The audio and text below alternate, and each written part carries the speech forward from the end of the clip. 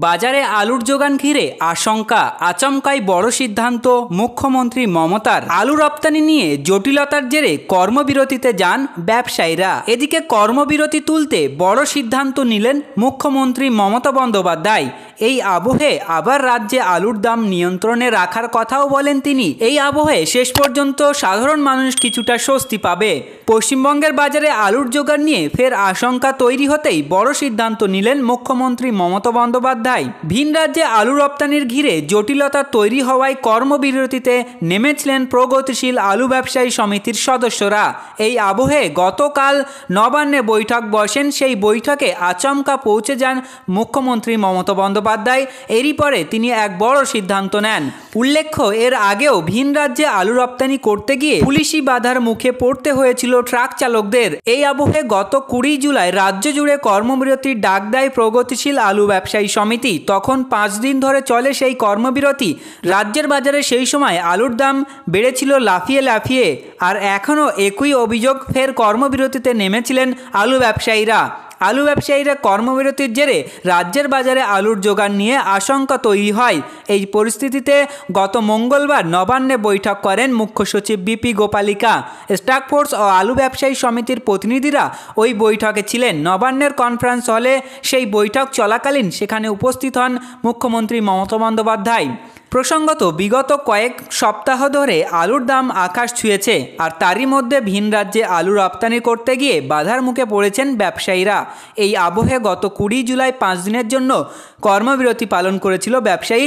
সেই সময় কর্মবিরতি উঠলেও আলু রপ্তানিতে জটিলতা কাটেনি। তাই সোমবার ফের কর্মবিরতি শুরু করেছিল প্রগতিশীল আলু ব্যবসায়ী সমিতির সদস্যরা।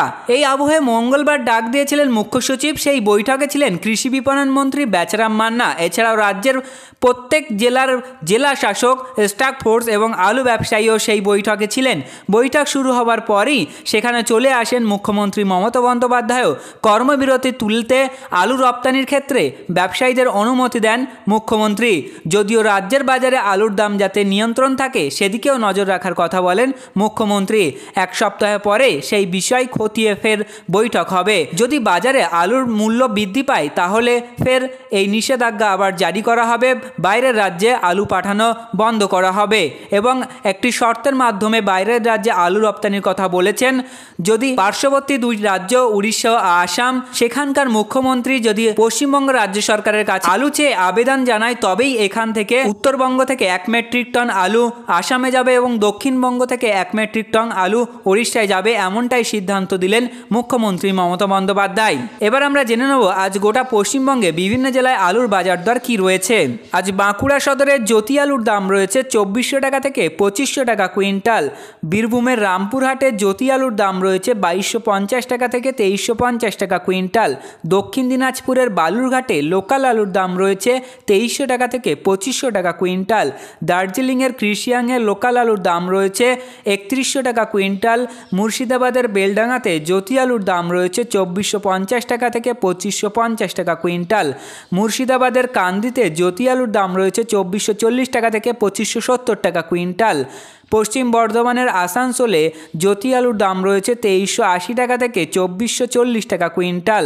পূর্ব বর্ধমানের গুসকারাতে জ্যোতি আলুর দাম রয়েছে 2500 টাকা কুইন্টাল। পূর্ব বর্ধমানের কাটোয়াতে জ্যোতি আলুর দাম রয়েছে 2480 টাকা থেকে 2500 টাকা কুইন্টাল। জলপাইগুড়ির বেলাকোবাতে অন্যান্য আলুর দাম রয়েছে 2350 টাকা থেকে 2400 টাকা কুইন্টাল।